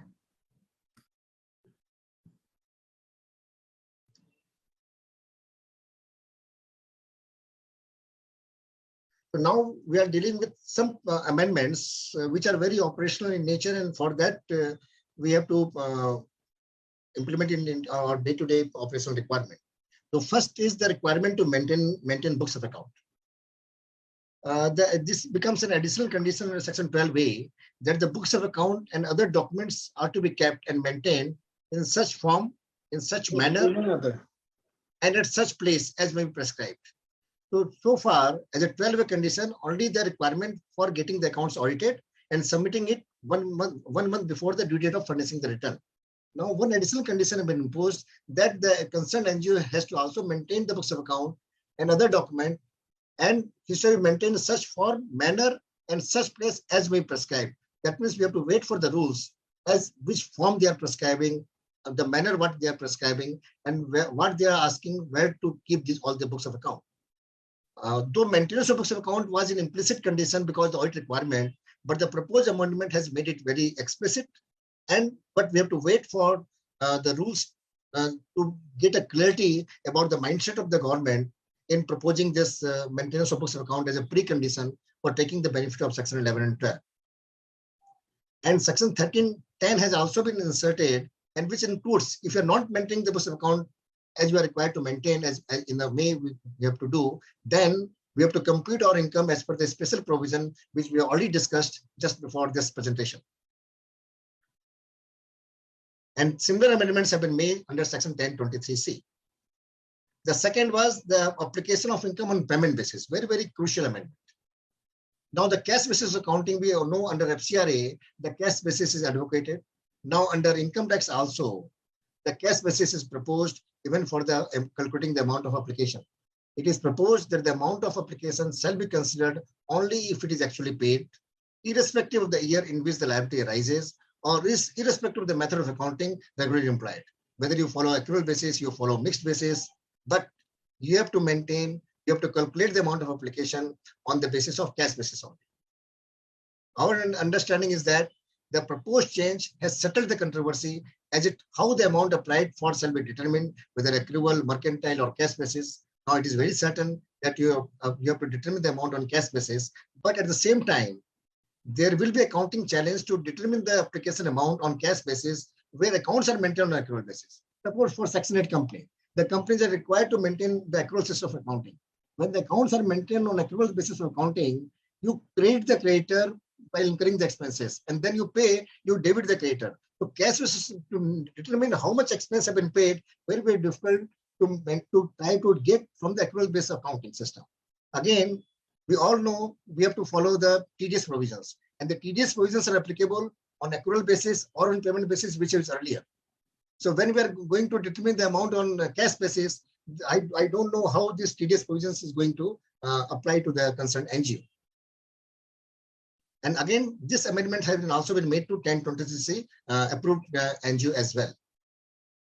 Now, third amendment is accumulation of income under section 11(2) and 3. We all know we can accumulate our income for 5 years, provided we invest in a specified mode. The accumulation is for a specified purposes. And there was in 11(3) there was a provision that the taxability shall arise if you are not able to spend in the 5th year or 1 year after. Then only the taxability was arising. So in fact, though the 11(5) deals with 5-year accumulation, but in fact, because of the drafting of 11(3), you are getting 6th year to apply the accumulated amount. Now the proposed amendment has says the 6th year option has been deleted. Now the income has to be applied within 5 years. And they have also brought certainty by providing that if you are violating any of the conditions, therefore you have maintained the fixed deposit, but before applying, you have matured that fixed deposit, or you have invested in any other object for which the option was exercised, or you have given the inter-charity donation out of the accumulated amount. In those cases, the year in which the violation have taken place, in that year shall be the year of taxability. And these amendments were also proposed in section 1023C. And the fourth amendment in this category is the voluntary contribution to release institutions. The voluntary contribution for the renovation and repairs of release place notified under section ATG 2B. Mentioned we are talking about ATG 2B, not ATG 5, for which we are normally accustomed to. Normally NGOs are approved under section ATG 15, not under ATG 2B. So they are talking about a separate section under section ATG, in which normally the benefit of section ATG are not available to religious trust. We all know. However, in case of religious cum charitable trust, ATG approvals are given only if the expenditure on religious purposes doesn't exceed 5% of the total income. That means if you are both charitable and religious organization, your religious expenditure has to be 5% or less. But section ATG 2 exists in the statute book, which provides enabling clauses for the religious places, which are of national importance for more than one state or throughout the India. And they can have a special enabling power here. They can apply for a TGA approval for repairs and renovation of their religious places or other emoluments. So that means for the purpose of repairing and preserving the sanctity and the heritage of that building or the religious places, there is a separate provision in section ATG 2B where the central government gives permission for ATG approval. So this amendment is brought certainty how this donation for repairs and renovation shall be considered. And it says that the amount of voluntary contribution received can be treated as received towards corpus at the option of the recipient NGO. What they are saying, the recipient NGO, the charitable trust, the religious trust, getting because of this ATG 25PB, getting some repairs donation in first year. But they have to carry out the repair work in more than 1 year, maybe 2 years, 3 or 4 years. So there was no clarity whether that donation amount received can be spent 2-3 years, within 2-3 years to spend, or they have to apply 11(2) or 9(a) form.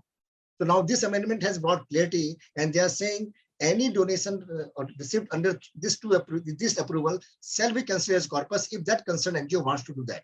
And they are saying, what are the conditions? The corpus to be applied only for the purpose for which the voluntary contribution is made.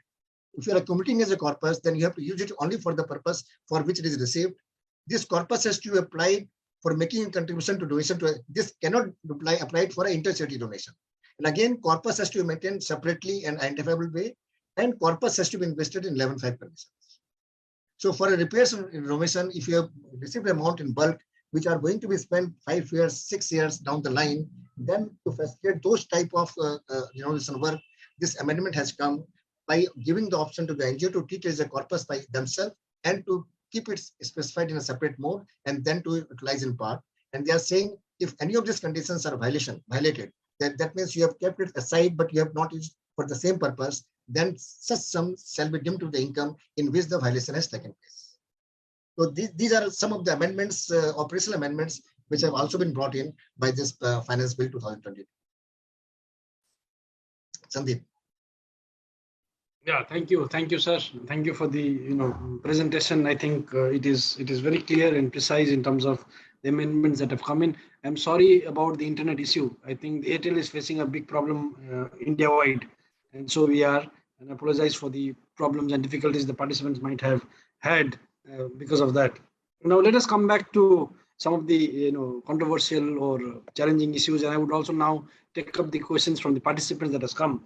The first issue that I would like to talk about is this whole issue of cash basis of accounting and accrual basis of accounting. So there was always this debate and confusion, which you now say, Mr. Kejriwal, that the reporting or the computation has to be on a cash basis. So does it mean that accrual basis of accounting cannot be followed now? Is it so? Because or will it make it very difficult if you follow accrual basis of accounting to compute income on cash basis? Dr. Fogla, what do you say about this?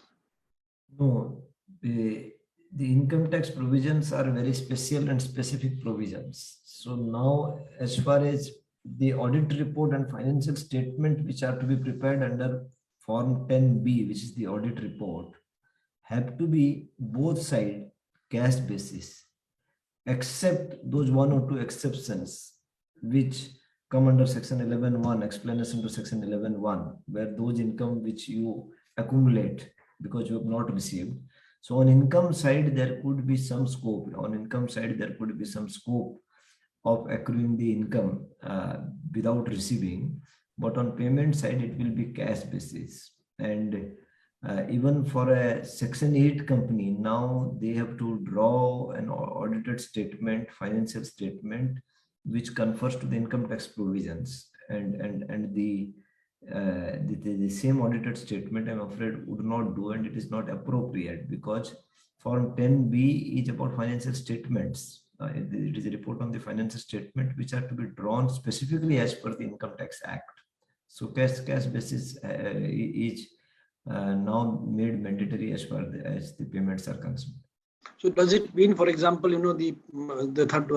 particularly during the year in 31st March, where you create provisions for salary and other such provisions, where actually it has not been paid, so would it not be computed as expense or application of income?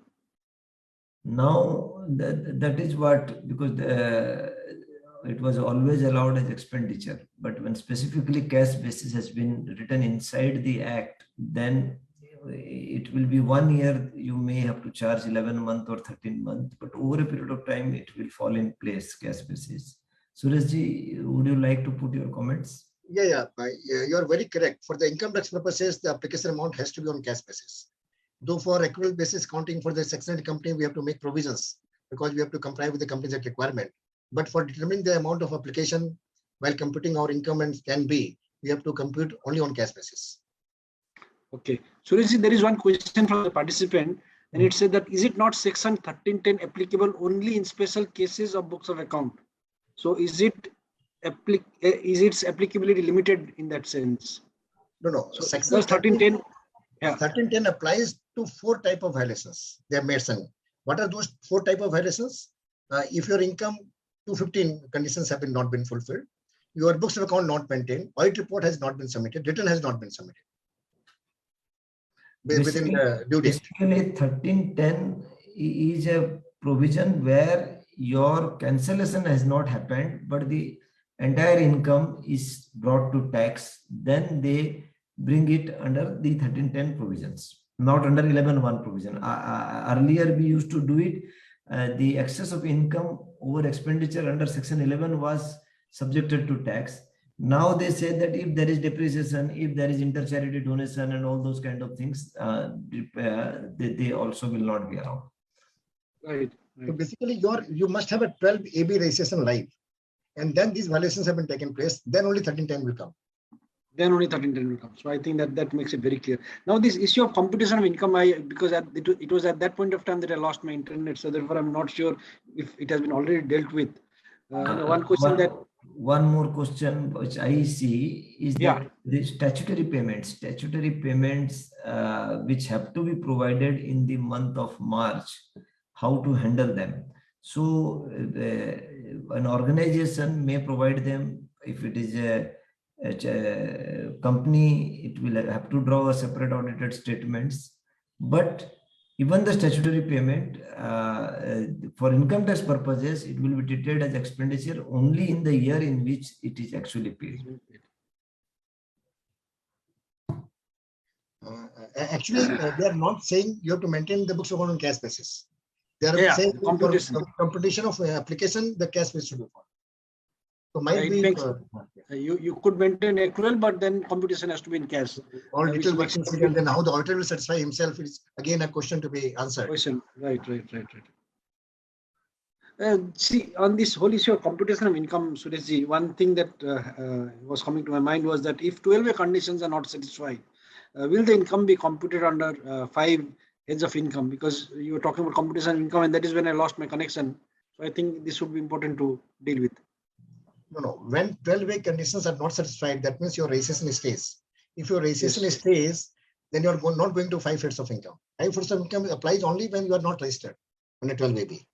Okay. Right. So earlier, when your registration stays and you are violating the conditions of 12A, then they were treating the entire amount of income subject to tax without giving the application amount as deduction, without giving the statutory accumulation as an application amount. And that's why when we are submitting the late submission of audit report last year, I know the report was submitted, it has to be submitted 1 month before.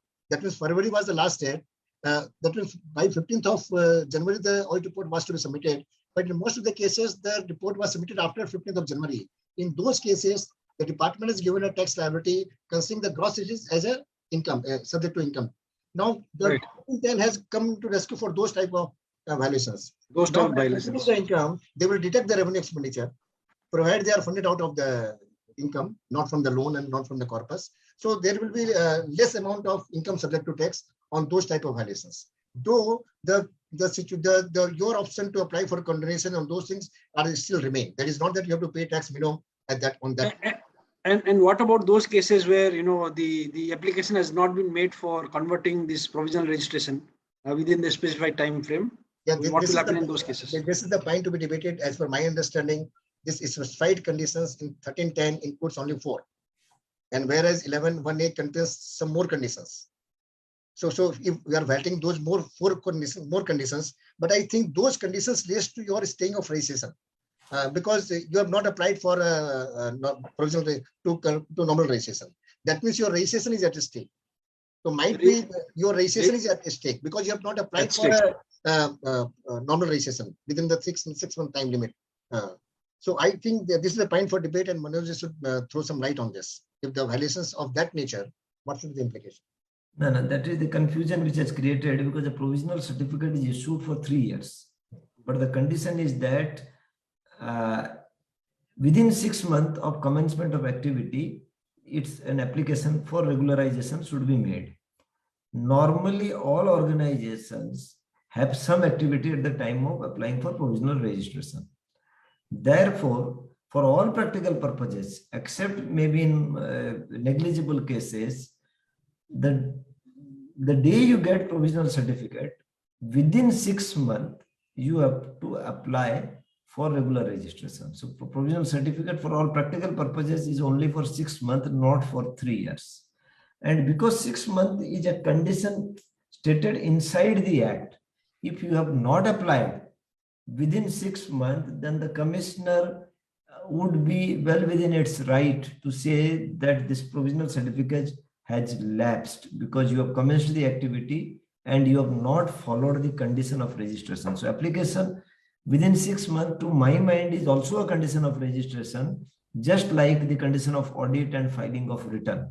So if you don't follow the condition of registration, but the problem is that for this failure or this violation, nothing has been specified under the power of cancellation for provisional certificate. It would have been more appropriate had it had been specifically said that one of the reasons for cancellation for provisionally registered organization is that failure to apply within 6 months of commencement of activity, because it is a limit given inside the Act. It is not and I don't think a condonation power has been given in the Act. So even the commissioner wants, he probably cannot condone. So in that way, provisional registration for all practical purposes is for 6 months, and we should apply. We should not treat it as a 3-year certificate. I think that is what the approach and interpretation should be used by the sector. And similarly, for example, for the change of objective, no application has been made. In such cases, what happens? Does the same principle apply? What you specified just now? No. Change of object, the provision is about giving an intimation. Here it is the certificate itself will lapse and you need a different certificate to continue. So, and change in object is that you have to intimate within 30 days if that, but that also is a condition. That also, if a failure is established, then that particular year, the benefit of section 12 AB can be denied and cancellation proceeding can also be initiated or it may not be initiated, but that also is a violation. But it is on a different footing than this provisional registration violation.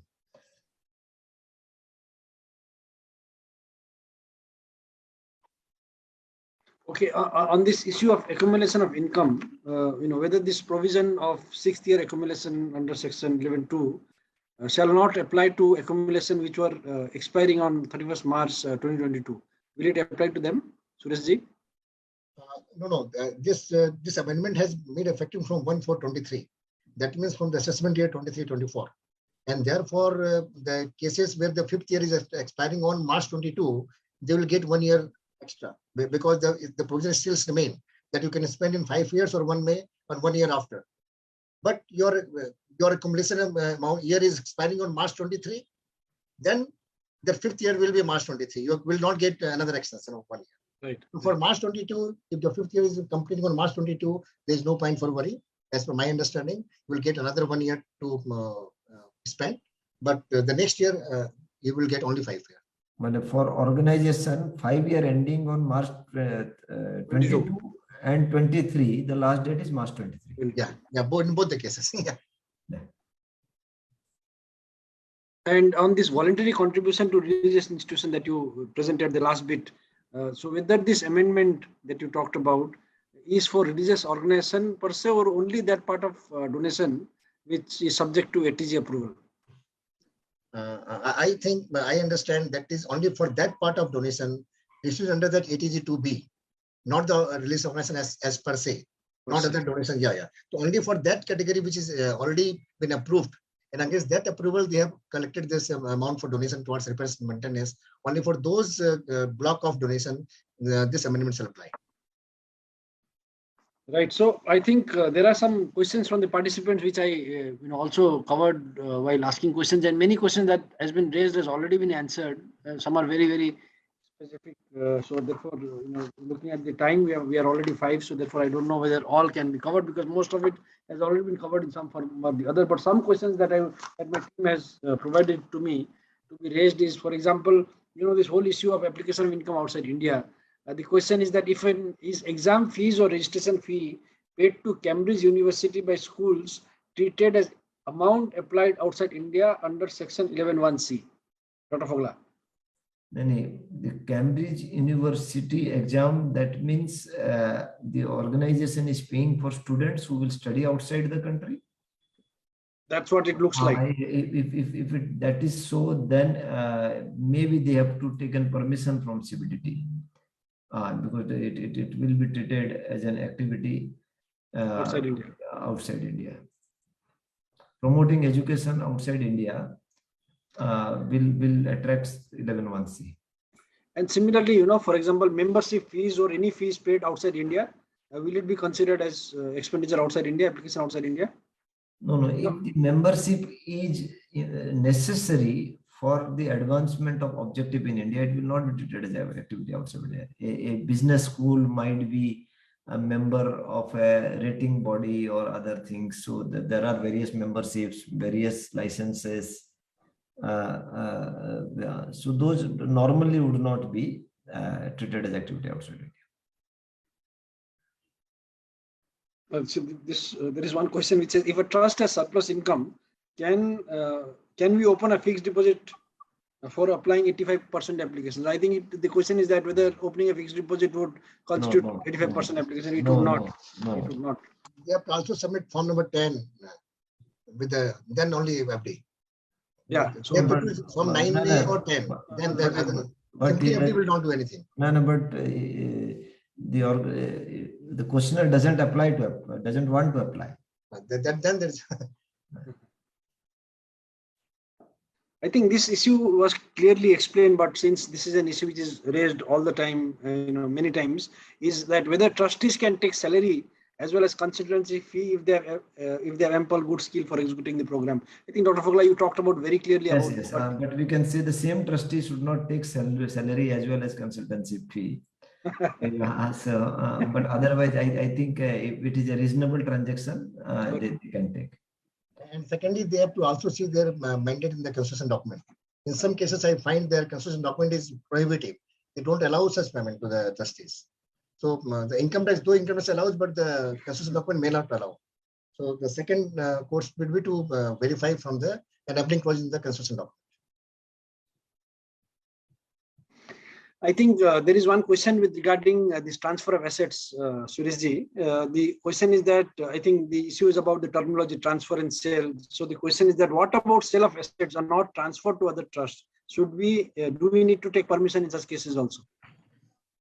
Again, I said this is the conditions mentioned in the 10AC form. The word used are very, very vague. Public money, not defined. The word used is no assets shall be transferred. They are not saying sale and lease. They are not saying anything. So all these conditions are very, very vague. If you to interpret it, what it could be is very, very difficult to do. Because again, they are saying that all the public money should be in a bank account to be informed to the commissioner. So what shall consider? Every money is public money for the NGO. Right. So all this terminology being used in the 10AC form needs clarity for better understanding. So this regarding this change of registered office, the question is that if you don't change the registered office but open another branch office in some other state, even in such cases, will information or intimation to the commissioner necessary? And the condition says registered office or principal place of business. If any of these two, then it will this prior approval. Otherwise, no branch, no separate approval. Only principal place of business or registered office. As per the reading of the condition. This question that what about grant received for a period of 12 months from October 21 to September 22? Will whole amount be offered to tax in financial year 2021? So it basically says that the amount has been received between the period October 21 to September 22. In such case, because it is crossing over 2 financial years. No. What I understand is that the money has to be used in the next year as per the project period. And does it become taxable because it is remain unspent? Right. So it's a question of a restricted grant. If the restriction and the contract document is very clear, then it can be treated as a liability. It can be treated as a liability. The 6 month can be treated as a liability, and it will accrue in the next year. This again under cash basis of accounting, how liability will be accrued in the next year. It again is a major issue. Maybe we will try to address it in a standard and norm. Maybe I don't think we have time to discuss this in detail. But the best way would be to submit form number 9A for the amount received in advance, and that is meant for subsequent year. So whatever shortfall from 85, they can file 9A, and 9A has given 2 reasons: amount not received or amount received which is going to be used in the subsequent year. So they can go for 9A form. Yeah, so I think these were largely the questions that have come from the participants. Otherwise, more or less, we've covered all questions. Unless Dr. Fogla, you have any? Did you find any specific questions which you would like to address? Because that is. And I think you have covered whatever have come. So. Okay, then I think we have come to the close of this webinar. Once again, I would like to thank our esteemed panelists, Dr. Fogla, Mr. Kejriwal, Dr. Patra, for the time and sharing their wisdom. These webinars have always been very, very helpful and beneficial to the sector. If Sanjay would like to have a final word, if you can just. Dr. Patra, would you like to say anything, or? My internet is really bad today. So I was not able to participate off and on. But yeah, I mean, so basically our this recording, some people are asking, so that recording will be can share. But I think this there are many areas of unclarity, and our literature will continue to produce, like Manoj and all of you have said, that we will continue with producing the literature to bring in more clarity. Yes, so thank you very much to all the participants. So we will share the presentation as well as this recording. It will be live. It will be available in FMSF YouTube page. You can view this recording there, and the presentation will also be shared with the participants. Do watch out for the standard norms that we come out with. One has been issued today, and there is going to be several issues that are going to come up with regard to this, amendments or finance bill, finance budget 2022. On that note, I would like to end this webinar, and hope to meet with you or connect with you again in some other time. Thank you very much. Good evening and good night. Thank you. Thank you, Sandeep.